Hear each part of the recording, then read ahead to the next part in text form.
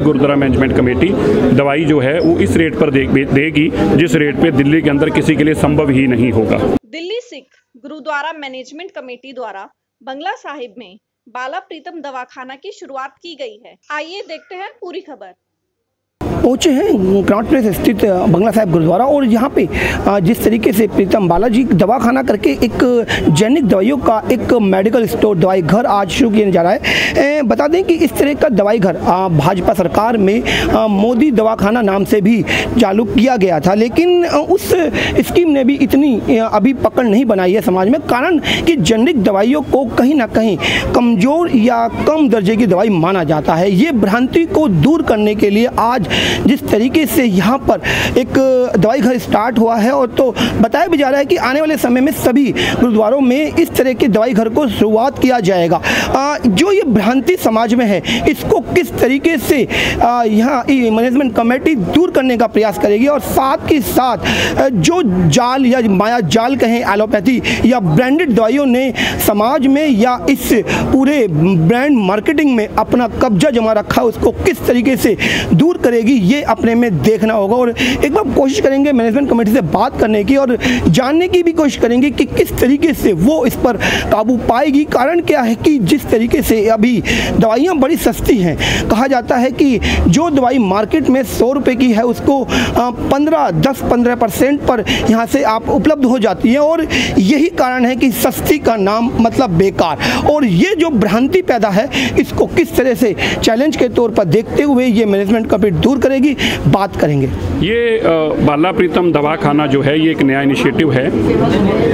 ये जो फैक्ट्री जिस रेट पे दवा देती है उसी दवा बिना किसी पैसा ऐड किए हम यहाँ पर देते हैं। कई दवाइयों में यहाँ पे 80 से 90% तक का डिस्काउंट है, यहाँ सस्ती हैं बाज़ार से। ये हमारा पहला इनिशिएटिव है। इस तरह की दवाइयों की दुकान हम जगह जगह दिल्ली के कोनों में खोलेंगे। हमारा पर्पस यह है कि मानवता की सेवा के अंदर जब किसी ज़रूरतमंद आदमी को ज़रूरत पड़ती है दवाई का और उसके ऊपर बीमारी का कहर पड़ता है तब उसको इतनी महंगी जब दवाइयाँ लेनी पड़ती हैं तो आप समझ सकते हो उसकी क्या हालत बनती है। दिल्ली गुरुद्वारा मैनेजमेंट कमेटी ने हमेशा मानवता की सेवा की है, चाहे कोविड में महामारी की सेवा हो, चाहे लंगर के रूप में हो, चाहे डॉक्टरों को संभालना हो, चाहे नर्सिस को, चाहे एम्बुलेंस प्रोवाइड करनी हो, उसी के चलते अब दवाई प्रोवाइड करने का उपराला भी दिल्ली से गुरुद्वारा मैनेजमेंट। जैनिक दवाइयों को उतना अच्छा नहीं माना जाता, जो समाज में एक त्रुटि की या ये कहें कि समाज में एक भ्रांति है उसको हम कैसे देखिए, जेनरिक दवाई में कोई कमी नहीं है, बस फर्क इतना कि जेनरिक दवाई के अंदर और भी ज़्यादा डिस्काउंट है क्योंकि वो जेनरिक दवाई में 80% तक डिस्काउंट है और जेनरिक दवाई में कोई कमी नहीं। हम तो लोगों को यही सजेस्ट करते हैं, सबसे पहले तो आप ये समझें कि कोई भी दवाई की वो कीमत नहीं है जो उनसे बाजार से वसूली जाती है। यही कारण है जब लोग यहाँ पर आके देखेंगे तो हैरान रह जाएंगे जब उनको ये पता चलेगा कि वाकई आज तक वो किस तरह से लुटते आए हैं। जी, एलोपैथी ने पूरी मार्केट पे कब्जा कर रखा है और कहीं ना कहीं विरोध भी है जेनिक दवाइयों का और उस विरोध को जैसे कि आपने बोला कि देखिए मैं डॉक्टर नहीं हूँ, में बहुत बड़ा इसका हम कॉन्सेप्ट देंगे तो उस एलोपैथी के जो पूरा जाल बुन रखा है उसको हम कैसे चैलेंज कर पाएंगे? देखिए मैं डॉक्टर नहीं हूँ, ये तो मैं नहीं कह सकता कौन सी अच्छा है कौन सी बुरा, लेकिन हम जो करेंगे हम ये बता सकते हैं कि दिल्ली सिख गुरुद्वारा मैनेजमेंट कमेटी दवाई जो है वो इस रेट पर देगी जिस रेट पे दिल्ली के अंदर किसी के लिए संभव ही नहीं होगा। हमारे साथ हैं देवेंद्र सिंह जी, बात करेंगे, एक बात जानेंगे। जिस तरीके से अभी हमने बात की तो उन्होंने कहा कि एक डॉक्टरेट या ये कहें कि हमें उस टेक्निकल नॉलेज उनको नहीं दी। एक बार हमारे साथ है जी सर, किस तरीके से जेनरिक दवाइयों में किस रेट बहुत कम है? जेनरिक दवाइयों में कोई फर्क नहीं, केमिकल वही होते हैं लेकिन क्या है कि उस पर ब्रांड लग जाता है तो ब्रांड लगने के बाद उसका रेट बढ़ जाता है। वरना अगर आप अजवाइन लेते हो, हमारी पुरानी परंपरा जो है रसोई में बहुत सी दवाइयाँ होती हैं, अगर उसी को हम कैप्सूल में भर के दे दें तो वो एक ब्रांड नेम दे के और दे देते हैं। इसी तरीके से नीम है हमारी। अच्छा मैं एक बात पूछूं, टेक्निकली मैं जानना चाहता हूँ, 3 तरह की दवाइयाँ मार्केट में हैं, एक आयुर्वेदिक माना जाता है, एक होम्योपैथी है और एक एलोपैथी है। और आयुर्वेदिक कहते हैं साइड इफेक्ट्स नहीं होते और इसी तरह से होम्योपैथिक को बोला जाता है कि उतना मतलब नहीं, एलोपैथी में जिससे कि साइड इफेक्ट्स भी सामने आ रहे हैं। जेनिक दवाइयों में भी कोई साइड इफेक्ट्स नहीं होता कहा जाता है। तो तो मैं ये मानूं कि ये आयुर्वेदिक और होम्योपैथिक का ही एक रूप है। ये रूप तो आयुर्वेदिक होम्योपैथिक का ही है, लेकिन कंपनियां क्या करती हैं, जब आपको कोई दवाई देती है, शुगर की दवाई देती है मान लो, उसमें भी कोई ऐसा केमिकल डालती है जिससे आपको ब्लड प्रेशर बढ़ने लग जाता है, आपको कब्ज रहने लग जाती है। जब कब्ज होती है तो बीमारी होती है। तो इसलिए जो जितनी भी एलोपैथिक दवाइयाँ हैं वो कोई ना कोई इस तरह का केमिकल उसमें मिक्स करके देती हैं कंपनियां, ताकि आपको कोई दूसरी बीमारी लगे। जब आप डॉक्टर के पास जाओ, आप बोलो कि ये भी मेरे को बीमारी है। ये मैं प्रैक्टिकल बता रहा हूँ, वॉट एवर मैं अभी जो कर रहा हूँ। मैं जो आयुर्वेदिक दवाई लेता हूँ, मेरे को, मैं डायबिटिक हूँ, मैं डायबिटिक की दवाई लेता था, मेरे को कब्ज रहती थी। अब मैं आयुर्वेदिक दवाई ले रहा हूँ तो उससे मेरे को कब्ज दूर हो रही है। तो नेचुरली डायबिटिक्स। और एक बात और बताऊँ, ये जितनी भी धांधलीबाजी घपलेबाजी है, ये कंपनियाँ जो शुगर नापने की मशीन बनाती हैं या कोई भी चीज़ वो जो मॉनिटर करती हैं, वो उसको इस तरीके से सेट करती हैं कि आपका वो ज़्यादा बताए, आपको दवाई लेनी पड़े। जब आप उनकी दवाई तभी बिकेगी जब वो ज़्यादा बताएगी तो, वरना अगर मेरी शुगर, प्रैक्टिकल बात है, अगर 200 से कम होती है तो मेरी आई साइड वीक होने लग जाती है। अगर 200 रहती है तो इट्स नॉर्मल, लेकिन वो कहते हैं कि 140 होनी चाहिए खाना खाने के बाद, आफ्टर पीपी या फास्टिंग।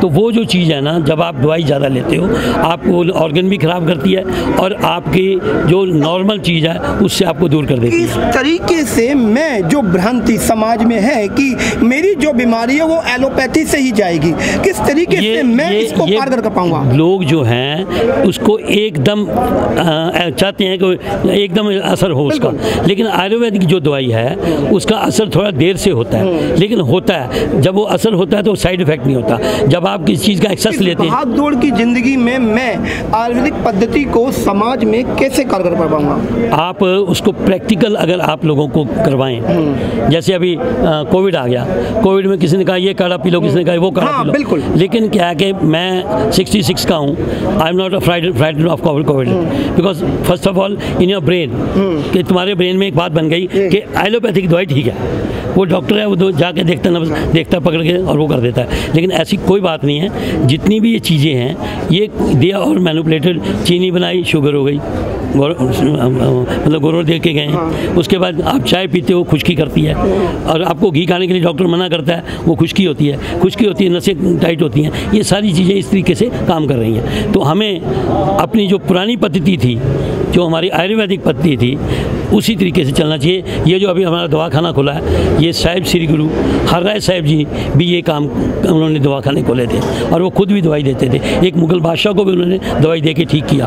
तो ये जो चीज़ है सिखिज़म में बहुत पुरानी है। ये तो यहाँ इन्होंने अभी इसको खोला है ताकि इन्होंने देखा कि कोविड में बहुत लोगों के काम नहीं है, तो उनको दवाइयाँ कैसे उपलब्ध कराई जाए। और ये बहुत ही श्लाघायोग काम है जो हमारी दिल्ली सिख गुरुद्वारा मैनेजमेंट कमेटी ने किया, सिरसा जी ने, हरमीत सिंह जी कालका जी ने एवं सारी टीम ने मिलकर इसको किया है। एक प्रैक्टिकल तौर पर देख लेते हैं कि इस समय जब कोरोना आया तो कोरोना की कोई भी एलोपैथी दवाई नहीं थी, तब भी तो इस समाज और इस देश ने हमारी पुरानी पद्धति को अपनाते हुए काढ़े जैसे द्रव्य पदार्थ को लेना शुरू किया। और कहीं ना कहीं साफ तौर पर क्लियर था कि यदि ये काढ़ा लेते रहे तो ये कोविड आपके पास नहीं आएगा।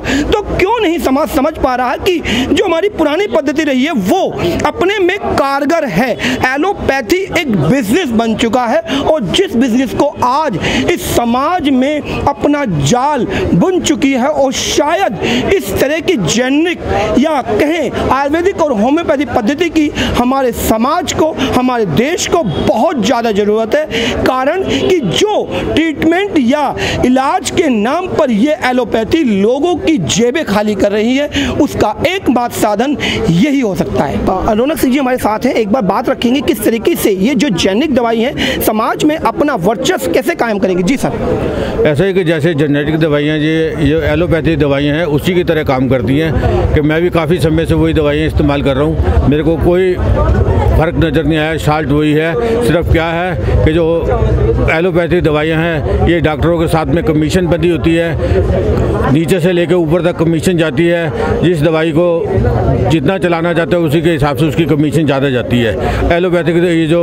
जेनेटिक दवाइयाँ हैं इसमें अभी ऐसा कोई प्रचार नहीं चला, इसकी कोई अभी इतनी कोई एडवर्टाइजमेंट नहीं हुई, इसलिए ये दवाइयाँ लोग लेने से कतराते हैं, घबराते हैं। नहीं तो ये दवाइयाँ बिल्कुल एलोपैथिक दवाइयों की जैसे ही है और ये सस्ती होने की वजह से। जैसे कि आपने बोला कि अभी के एक काला बाजारी कहें या यूं कहें कि कमीशनबाजी चल रही है और समाज में या इस देश में एलोपैथी ने अपना एक कब्जा, एक वर्चस्व कायम कर लिया। मैं तो मानता ही डॉक्टर की बात हूँ, तो मैं अब डॉक्टर को कैसे समझाऊँ कि जेनेरिक दवाई लिख दो साहब? ऐसा कि डॉक्टरों को तो कमीशन जाती है जी। जो दवाई, जब मैं दवाई लूंगा तो लूंगा तो प्रिस्क्रिप्शन पे ही, डॉक्टर के कहने पर ही, तो मैं अब जेनेरिक दवाई अपने मन से कैसे ले लूँ, ये मैं जानना चाह रहा हूँ। पर ऐसा ना कि ये डॉक्टर जो है ये लिखेंगे नहीं, क्योंकि इनको कमीशन मिलती है बहुत तगड़ी। नीचे 10 ये जो अभी भी ये जो बाला प्रीतम जो दवा खाना खुला है, जो बाजार से दवाई 100 रुपये की मिलती थी, यहाँ पे मेरे को 42 रुपये की मिली है। मतलब कि 58% 60% का फ़र्क आ गया है वहाँ से और यहाँ लेने में। इसी तरह जेनेटिक दवाइयाँ हैं, इसीलिए वो बहुत सस्ती हैं और सही काम करती हैं। मेरी तो सबसे यही अपील है कि वही दवाई डॉक्टर से लिखवाई जाए कि डॉक्टर साहब मेरे पास पैसे नहीं है, मुझे वही दवाई लिखाई, स्पेशली कहा जाए डॉक्टर्स को कि मैं इतना इलाज का खर्चा एलोपैथी पे नहीं कर पाऊंगा, आप इसमें से जो महंगी दवाई है उनको जेनेरिक रूप दे दीजिए, जेनेरिक रूप दीजिए। हाँ जी, यही बात मैं कहना चाहता हूँ कि डॉक्टर साहब से अपील कर दी जाए कि डॉक्टर साहब मैं इतना खर्चा नहीं अफोर्ड कर सकता, मुझे जेनेटिक दवाइयाँ दी जाए, मैं उसी से ठीक हूँगा। और ये अपने मन से श्रृंखला निकाल देनी चाहिए कि इन दवाइयों से कोई लाभ नहीं होगा। ये पूरा वही काम करती हैं जो एलोपैथिक दवाई काम करती है, जेनेटिक दवाई भी वही काम करती है। जिस तरीके से यहाँ पे काउंटर खुल चुका है और लोगों ने अपनी लाइन लगा ली है, मैं एक बार बात करूँगा किस तरीके से यहाँ के जो ग्राहक या कस्टमर हैं वो दवाई लेकर किस तरीके से अपना रिएक्शन देखते हैं, बात करेंगे। क्या लगा दवाइयाँ लेके भाई? अभी दवाइयाँ लेकर ये लगा है कि सबसे पहली बात तो मैं यहाँ फ़ायदे की सुनकर आया था, क्योंकि मुझे दवाइयाँ नहीं मिल रही थी और यहाँ पर छूट भी थी अच्छी खासी। लेकिन अभी क्योंकि इन्होंने कहा कि अभी हम लोगों ने वो देखना है कि क्या क्या दवाइयाँ हमको चाहिए, क्या क्या हम अपने पास स्टॉक रख सकते हैं, इसलिए मुझे दवाई पूरी नहीं मिली, सिर्फ 2 ही दवाई मिली है, जबकि मेरी दवाई ज़्यादा है। ये भी कहा है कि आने वाले 1 या 2 दिन में सारी दवाइयाँ यहाँ मिल जाएंगी। अब कितनी छूट मिलती है क्या है ये अभी कैश काउंटर से ही पता चल पाएगा। अब जैसे कि अभी बात हुई मेरी भी, मैंने भी पूछा कि जो जेनेरिक दवाइयाँ हैं वो एलोपैथी, आप एलोपैथी अभी तक ले रहे थे और आज आपने जेनेरिक दवाइयों के काउंटर पे खड़े हैं। जी हाँ। तो कुछ ऐसा भी है कि जो एलोपैथी आप ले रहे थे उसका सब्स्टिट्यूट जेनेरिक में ना हो, तो डॉक्टर से कहा जा सकता है कि इसके बदले में हमें कुछ ना कुछ दिया जाए। ये मेरी अपनी सोच है। अच्छा, जैसे कि डॉक्टर्स ने पूरा एक कब्जा कर रखा है, पूरी ब्लैक मार्केटिंग हो रही है और जेनेरिक को लिखने को तैयार नहीं है, तो आप किस तरीके से उनसे अपील करेंगे सर? मैं तो सिर्फ अगर अपील की बात करते हैं तो मैं हाथ जोड़कर कहूँगा कि इंसानियत के नाते उन लोगों की तरफ देखें जो दवाइयों के बिना मर रहे हैं, इलाज के बिना मर रहे हैं, कम से कम उनको ऐसा इलाज मुहैया कराया जा सके वो दवाइयाँ इंसान की पहुँच के अंदर हो। देखिए, सबसे पहले तो मैं ये कहूँगा कि कोई भी हो, चाहे वो मैं ही क्यों ना हूँ, उन्हें सबसे पहले ये चाहिए कि हिंदू मुस्लिम सिख ईसाई वाली बात छोड़ दे। बहुत बढ़िया। सबसे पहले इंसानियत की बात आए। अगर मुझे रास्ते में अगर कोई नज़र आता है कि कुछ सिख भाई खड़ा है तो मैं उससे मदद लेने के लिए तैयार हूँ या वो मेरी मदद करने के लिए तैयार है, चाहे वो हिंदू हो चाहे ईसाई हो। लेकिन सवाल ये बात डॉक्टरों पर भी लागू होती है खाने वाले, तो मैं समझता हूँ बहुत अच्छी पहल है, बहुत अच्छी शुरुआत है, लेकिन इसको आगे तक कायम रखा जाए। बहुत बढ़िया। और यही नहीं, आगे भी हो। ज़रूरी नहीं कि ये सिर्फ सिख मजहब में होना चाहिए, बल्कि सभी धर्मों को करना चाहिए, ना कि सिर्फ एक इंसानियत पर, एक धर्म पर आकर ये सीमित हो जाए। बहुत बढ़िया। आप बहुत अच्छी बात अभी सामने कही है कि इस दुनिया में इंसान सबसे पहले है और इस इंसानियत की बात वाइट कोट पहने उन डॉक्टर्स के लिए भी कही कि इंसानियत के नाते ही सही, यदि जेनेरिक दवाइयों से किसी भी मरीज का इलाज हो सकता है तो सबसे पहले जेनेरिक दवाइयों को प्रिस्क्राइब करें, उसके बाद यदि फ़र्क ना लगे तो एलोपैथी पर जा सकते हैं। सबसे पहले एलोपैथी लिख देना, कहीं ना कहीं उन डॉक्टरों पर भी आज के टाइम पे सवालिया निशान खड़ा होगा कि आखिर क्या वजह है कि जब जेनेरिक दवाइयाँ अभी अवेलेबल हैं और उसके बाद भी वो एलोपैथी लिख रहे हैं।